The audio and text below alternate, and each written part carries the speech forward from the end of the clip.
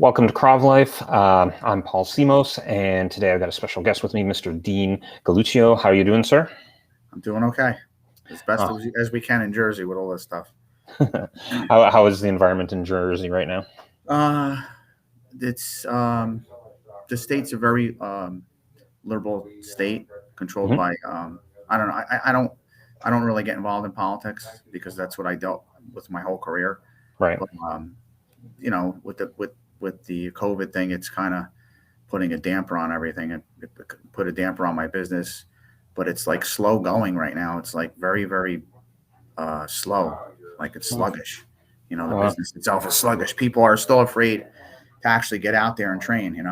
And obviously Krav is a full contact thing, so there's always contact. Yeah, exactly. Well, hopefully that changes in short order for you. So let's start at the beginning. How did you get involved in Krav Maga? Like, were you a martial artist beforehand? How did all this culminate?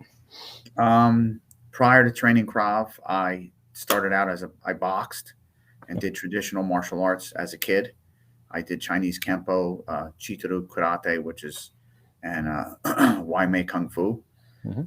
And once I got married and started a family, I kind of put all that stuff off. As an adult, I started to box. I went to Costello's gym, and I used to just go and train and spar, because I was a cop already. I'm a retired police officer, and I used to train and spar just to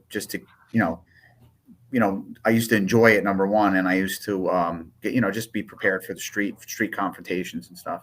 And then in 2002, I think I started training Krav. Okay. My best friend, who was basically really my brother, he's actually my brother. He introduced me to an organization in Clifton, and I started training Krav, and then I got tied into the organization in New York City, the Krav Maga Federation, and then that was it. And I fell in love with it. Nice. And so how did you end up? Because you have your own studio, right? Correct. Yeah. So how did that end up happening? In the beginning, I started to train, and I never really cared about belts or advancement. I just wanted to train. And as I was going through the process, I trained hard, and I always liked contact, because I was a boxer. So it wasn't never a problem for me to have full contact fighting and stuff like that. And Ron Misrachi, the master in New York City, kind of took a liking to me because I was physical. Me and my friend Frank and my friend Larry, my best friend who got me into Krav, he kind of took a liking to me, and he's like, "Oh, I really want you to teach, but you have to you have to go through the belt process. You have to at least be a green belt in order to do this, and blah blah blah blah." And I'm like, "Ron, I'm not interested in that. I just want to train."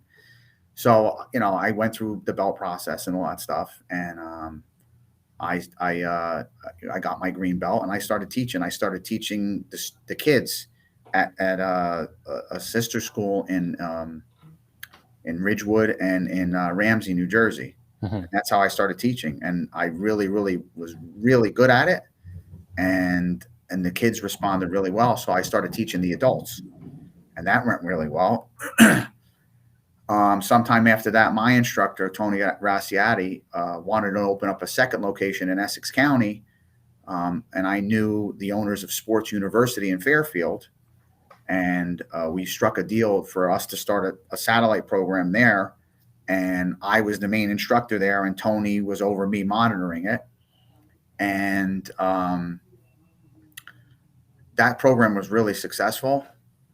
Because Krav is real life stuff. Like there's nothing like it.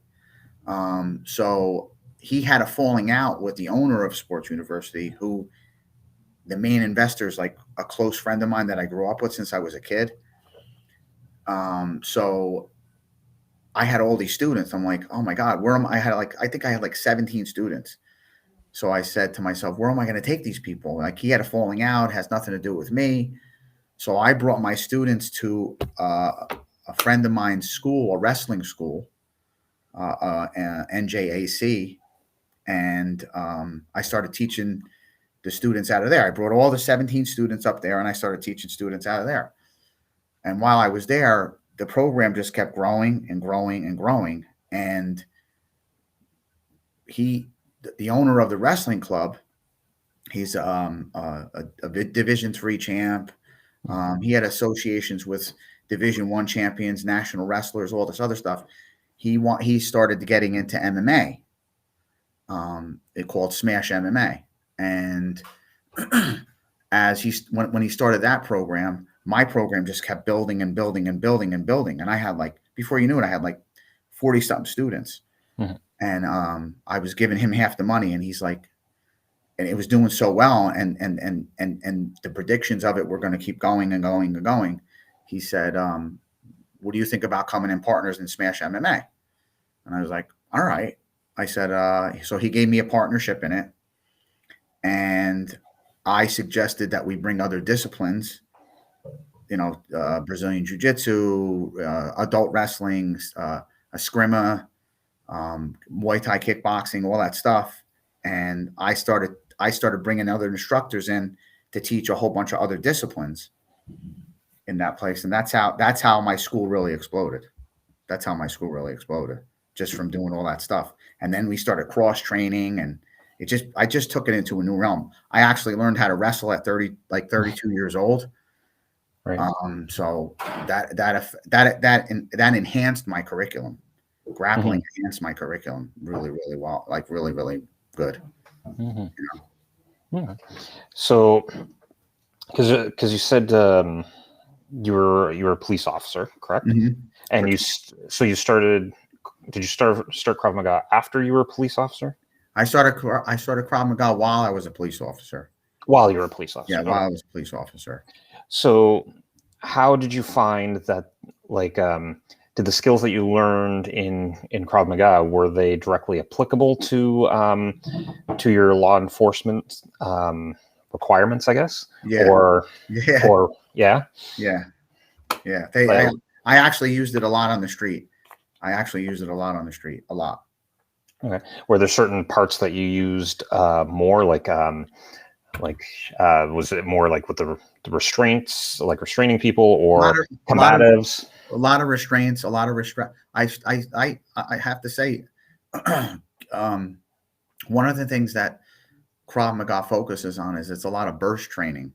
Mm-hmm. We really don't back up, and the military style of it is you overwhelm your opponent as quickly and as possible in order to create or cause as much damage as possible, right? There's no finishing moves, but I know that in situations in the street, I worked in some of the most violent cities in the country, Newark, New Jersey, Irvington, New Jersey, East Orange, they're all violent places, gang riddled, drugs, it's horrible.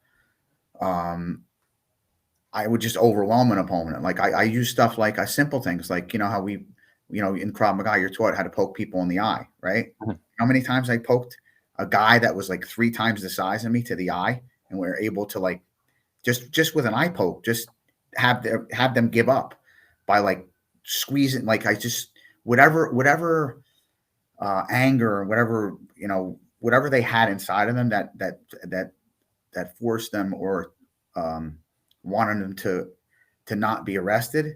As soon as I poked them in the eye, it was over. They just gave up completely. And I headbutted people. I elbowed people. That's all stuff that I learned in Krav Maga. Mm-hmm. That's all stuff that I learned in Krav. And I wouldn't have done it if I didn't learn it. If you don't practice it, you're not going to do it when you get into those confrontations. Now, do you think you can get away with that same style, I guess, of dealing with the criminal that you? Do you think they can get away with it now? No, I don't. I think that me personally, I'm who I am, and I always, I'm transparent. So in my reports, I would say exactly what I did. Now I think the mentality, people are fearful of the unknown, or no, before they're out there, they're always, what if I do this? What happens if this happens? I'm going to get indicted. I would probably be in jail right now. They'd probably, arrest me and charge me with something, because I wouldn't change who I am, because it's a necessary evil when you work the streets, but you definitely wouldn't get away with it. So you think police officers now are more at a disadvantage, and in more danger? Definitely disadvantage. Some of the programs that I'm working on now for law enforcement, the problem in America is these departments are very political. They're also very cheap. Like, for example, my department, when I was in K-9, because the last 7 years I was a K-9 detective. We had infrared gear for our eyes to track people down in the dark.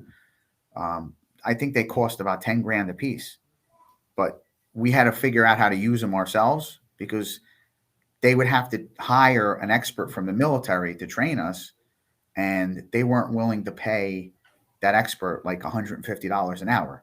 You know what I'm saying? So everything is really political. So as far as training is concerned, especially in the self-defense area, the police officers are definitely undertrained. Your training has to be continuous.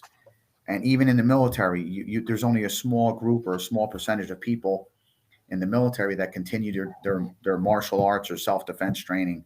The high majority of them, even the guys in the Israeli army, they go in, they go there for 2 years, they do a little Krav Maga, they don't continue their training. I know there's a small percentage of guys that I've trained with that are actually are in the IDF, that are pretty rough, dude. They're pretty rough. But a high majority of them that were in the Israeli military, they just trained Krav Maga and their basic training, and that was it. Yeah. So. Yeah, the military Krav Maga has different focus than civilian. So the courses that you put together for law enforcement, because you obviously can't teach them the stuff that you did on the street. How are you adapting it for them so that I'll tell you what I did as I went along through my process of being an instructor and owning my own school. I started to train in other disciplines. I started to train. I still roll Brazilian Jiu-Jitsu. I stated before that I learned how to wrestle at 32 years old, which is one of the best forms of fighting. It's been around since Greeks in the Olympics. So once I learned how to wrestle, it just brought me into a different realm as a Krav Maga practitioner. A lot of the stuff that we teach in our law enforcement classes has to do with, we have to adapt to everything evolves. And because of the philosophy and the mindset out there, my curriculum evolved. So I added a lot to it. And we do a lot of training with high resistance. We push hard. And that's one of the things that you get from grappling and wrestling and, doing live, like grappling. So I inserted a lot of that training into it.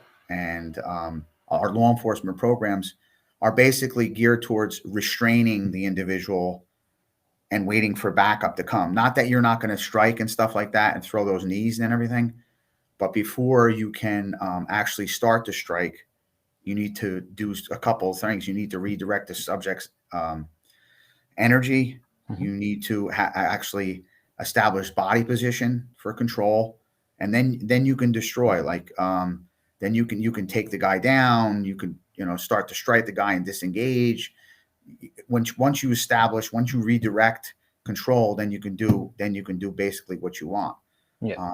Body position is extremely important, because we work off of angles in Krav Maga. So does all the other disciplines. It's nothing new. So I've adapted that, and that's what I put into my law enforcement program, because you can't really use your hands right away, because everything's on video. You know what I'm saying? So, yeah. So how would how would you recommend that police officers approach the suspect then? well, basically, listen, everything that we teach, I truly believe that Krav Maga is more of a mindset than anything else. And as much curriculum as I have, because I have my own curriculum, it's only a base or a model for people to follow, so they have some sort of a guide, like you would say. So it's basically a mindset, and that's and the law enforcement program itself.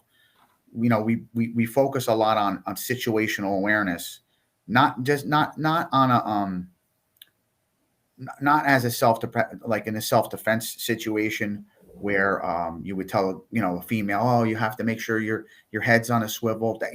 We do that too, but the situational awareness as it's progressing throughout the entire incident. You know what I'm saying? You have to be aware of that, and you have to be calm, and you have to be relaxed, because once you let your emotions overwhelm you, that means you're destroying yourself, not your opponent. You can't. You have to be comfortable in that situation. So that's the situational awareness that we try to focus on, especially in law enforcement. Yeah, I think because you see it in the videos all the time, like when the police officers they get into those high stress situations, and it almost seems like they're not entirely sure what they should be doing. Exactly. And yeah, so I agree with you. I think that's really important, especially when they're in that situation. They can't have it in their head, like you were saying before, is like, oh, am I going to be indicted? Am I, what? Yeah, they have to be completely focused on the task at hand. Correct.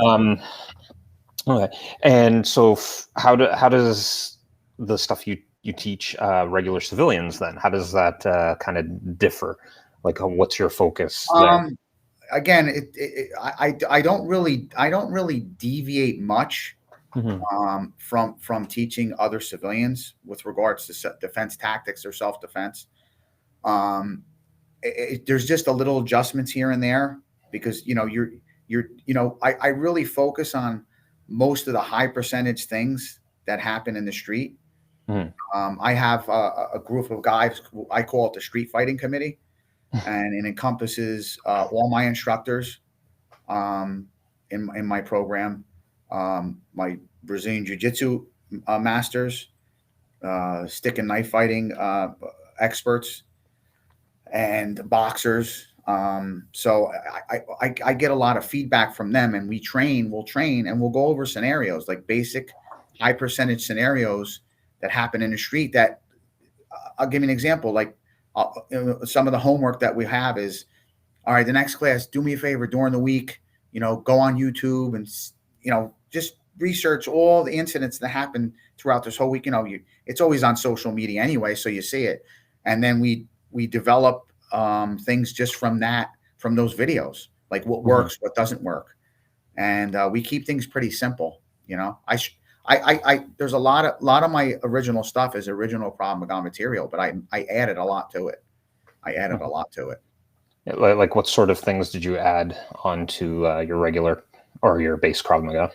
I added a lot more resistance training, like a lot of stuff. When I first went through the program, like I'll give you an example. Let's say a gun technique specifically. What I did is I brought more realism to the training itself. So like when I train with the instructors, obviously most of us are retired cops or military guys. So we bring in real weapons. We clear them. Sometimes we use blanks and stuff like that. But because we're allowed to carry and all that stuff, we use real weapons because you need to have that feel. What I did is, we just don't train in the advanced, in my advanced programs the same way you'd see on the videos, where the guy would just walk up to you and take the gun and stick it out straight like this and point it to your head. We don't do that. We approach you in a surprised way. We'll turn the lights off. We'll just go up behind, the guy that's the person doing or the criminal in the scenario that we're training. You just be walking around, you just stick the gun in the guy's back in a position where it's basically natural how people really get attacked. And that's based on my experience, the individual incidents that I've investigated, and also those videos that are out there. And that's how we approach it. And basically the beginning level stuff is the same, because you have to teach the people the angles, getting off the line of fire, making sure, that stuff like that is very, very important. But as you get advanced, it's not a move, quote unquote. It's got to be natural. And drilling is something that makes it natural. And drilling fast as you can, and hard with resistance, gets it to be better and better and better. Action versus reaction. You're never, ever going to catch up to action, the initial action, your reaction to it, because there's always that surprise element involved. But you can drill it and get it quicker, so you can increase your chances of survival, percentage wise. So that's some of the stuff. And I put a lot of grappling involved. I put a lot of grappling, because what happens is that, especially on a one-on-one fight or a fight on the street, you're at a baseball game, for example, and some guy pushes you, or some guy starts with you, and you're with your wife or your family, and you start to mix it up with this individual that pushed you or said something nasty to your wife, or whatever the case may be. The longer you stay in that confrontation, it's going to wind up on the ground. Yeah. And I trained with a lot of guys, a lot of Krav Maga practitioners, and I was taught this too in the beginning. Don't let the fight go to the ground. Don't let it go fight to the ground. And in one particular case, a guy from Israel came and he was training. He's like, I don't go to the ground. He was a big dude, so you're not, he was about 375 and he was about 6'4". I go, not a lot of people are going to put you to the ground. I said, but I will. He's like, you're not putting me to the ground. I'm 200 pounds, 5'8". All I did is when he was trying to do all his, because he was muscling me and trying to pick me up, do all this crap. All I did is do a basic wrestling move. I ankle picked him real low to the ground, because he slammed me on the ground. He dropped like a redwood in a forest. I dropped him on his back, and all I did is spin around him, another wrestling, and I just started simulating smashing his face, and I stomped his head. I go, what are you going to do if you go to the ground? You got to learn you have to have some technical ability if you get to the ground. Yeah. Some of the Krav Maga stuff is very, very effective, but some of the stuff is highly unlikely that's going to happen, especially if you're on the bottom. Because when you grapple, I'm talking about, Brazilian Jiu-Jitsu, and you're playing their game, it's very, very difficult to submit somebody from the bottom. If you wind up on the bottom, you're probably going to lose. And the high majority of the MMA fights, the guy who usually is on top usually wins the match. You know what I'm saying? So on the street, it's totally different. You're probably going to be getting kicked by 20 other people, the friends, if you wind up on the bottom. And if you're on the top, who knows? I've seen videos of guys having the advantage, being on top, and a girlfriend come over and kick the guy in the face and knock him right out. So, you know what I'm saying? Saw that one, the one in the middle of the street. Where it's like, it was like what, a minute and a half video of just him pounding, and then in the last second, boom, done. Right in the face.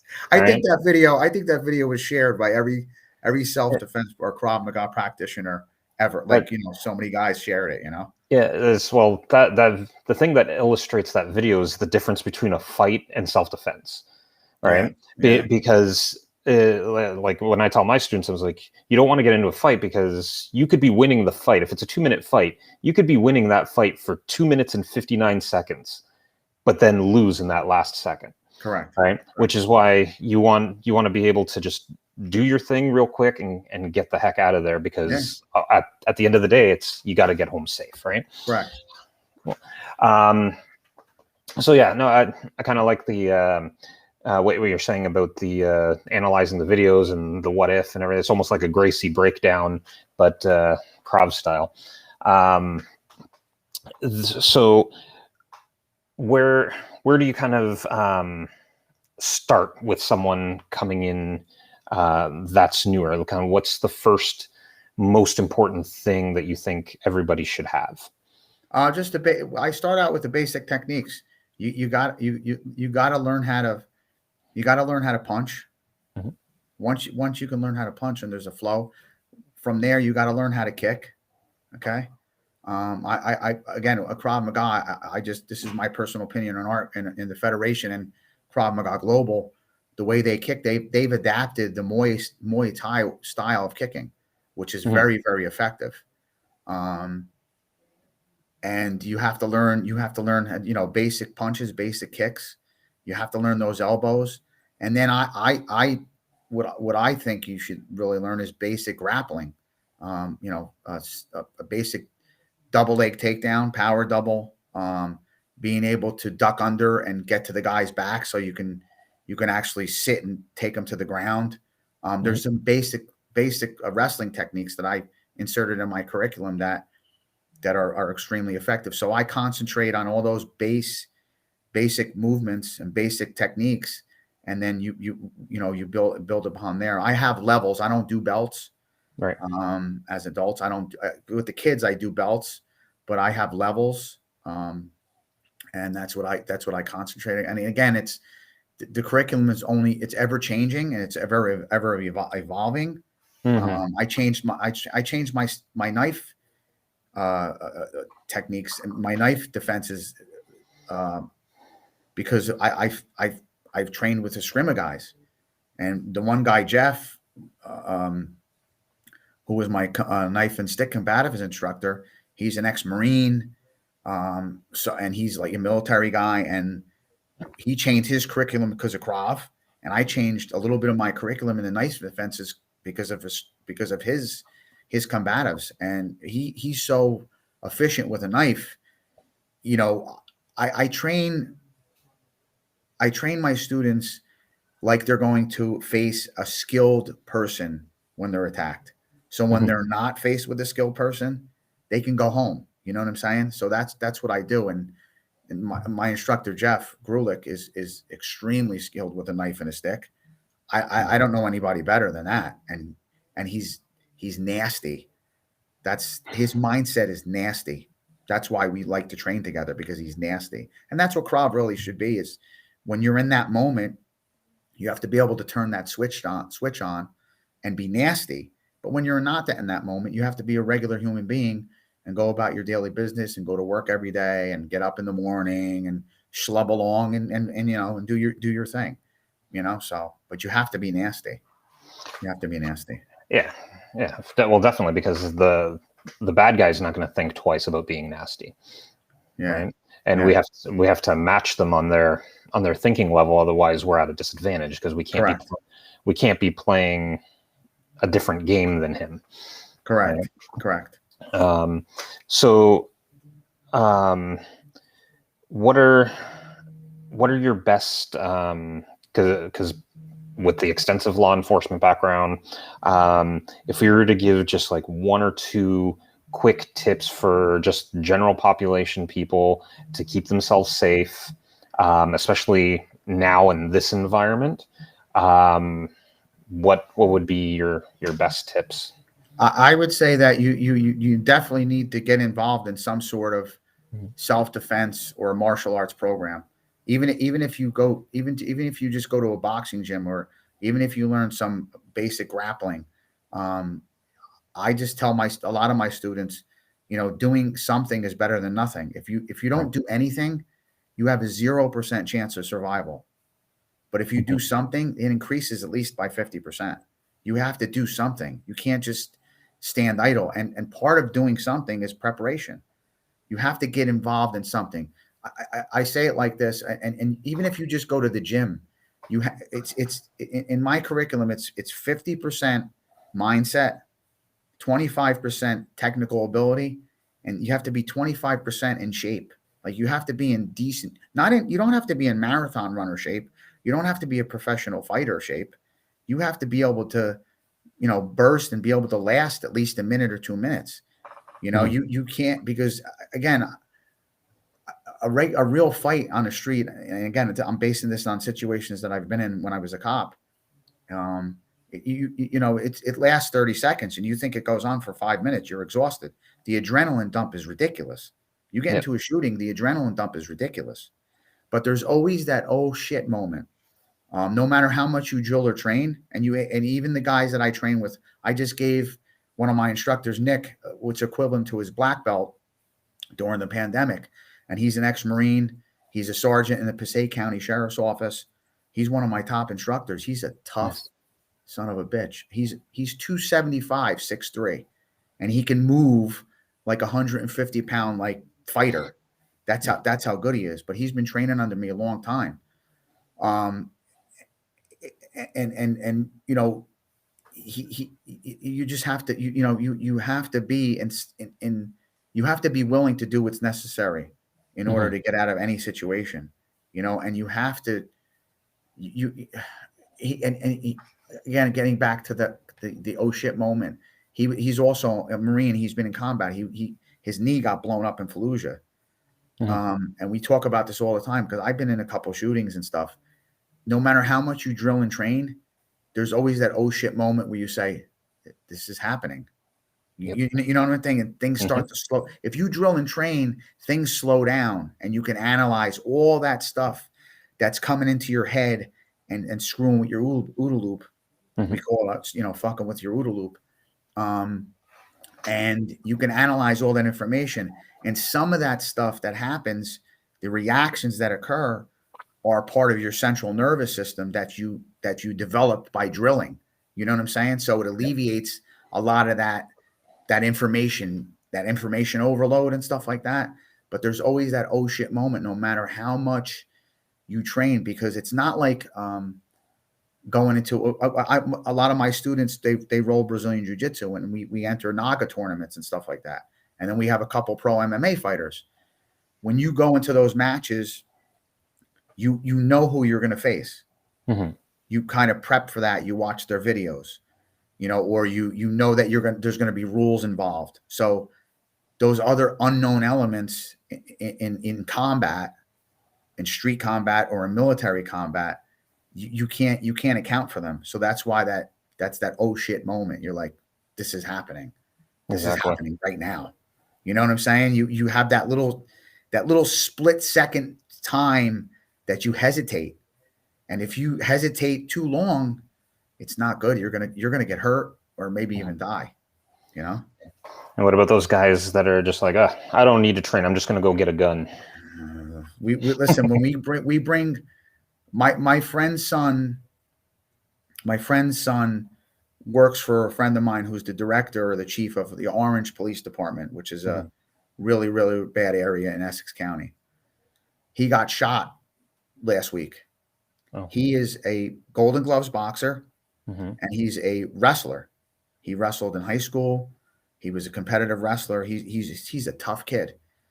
I invited a whole bunch of his officers to my law enforcement seminar, and he was basically one of the only skilled guys there.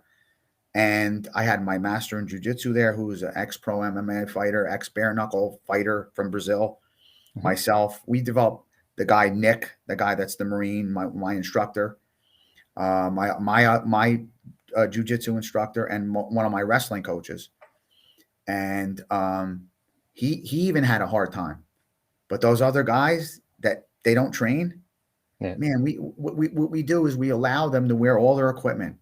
We allow them to have all their stuff on them. And we were flinging them around like it was nothing, and they couldn't control it. We were taking their guns away from them. It was ridiculous. That you need, as a law enforcement officer, you need to do some sort of training. You have to. You have to do weapon retention. You have to do all that stuff. But before you can even get into that, you have to do the basic stuff like we spoke about before. You got to learn how to punch. You got to learn how to kick. It's so important to develop those skills, that base. Without a solid base, you can't build anything on it without a solid base, you know? Well, those are it's really good advice. Hopefully, any officers out there are heeding that advice and get into some sort of training. Well, it's been a pleasure talking to you. All right, this was very, very interesting. If someone wanted to get a hold of you to train with you, um, what's like where are you located and all that stuff? We're located in Woodland Park, New Jersey, Hmm. Route 46 East, 1046 Route 46 East. We're training right now because of COVID and some other issues, some other construction issues, like our ceiling caved in. Oh no. We're subletting from Team Pure Fitness. They have an Mhm. MMA program there and stuff like that. So we're working out of their facility right now. You go to rocksolidkm.com and you'll see our information, what we're all about, and just go on that site again, rocksolidkm.com, and just send out an email request, and we'll get back to you with pricing and then the programs that we have right now. Due to COVID, we kind of scaled things back, and like I said, it's moving very slow here in Jersey, especially in the fitness industry, which we're part of. Yeah. Um, so it's not like it was before, man. It's really not. Like I have most of my people that are on the mat right now are all my instructors, all the hardcore people that were training like for a long time. And slowly but surely new people are coming in, new people are starting to open up and wanting to train again, but it's moving very, very slow.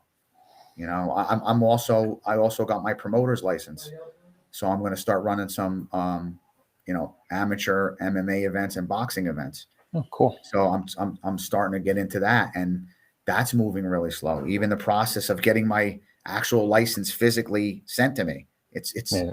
it's really, really slow out here in Jersey, man, because of the variant and all that other stuff. And it's understandable. They're trying to keep people safe. I understand that. I'm not telling anybody what to do. You know what I'm saying? Yeah. I just want to keep my students safe. I want to keep, I don't want anybody that, I know several people that got the vaccine, have had it and nothing happened to, got the vaccine. My 2 weeks ago, my wife's uncle passed away. He had the vaccine. Hmm. He contracted COVID, whether it was a variant or not, I don't know. He was coming home. He was fine. And then he fell and he had a stroke and that was it. So you don't know, man. You don't Yeah. know. So, And when it's our time, right? yeah, man. All right. Well, thank you very much, sir. I enjoyed talking to you, and yeah. Nice to meet you, Paul. All right. Have a good Take day, pal. All right. take care. Bye Bye bye. bye.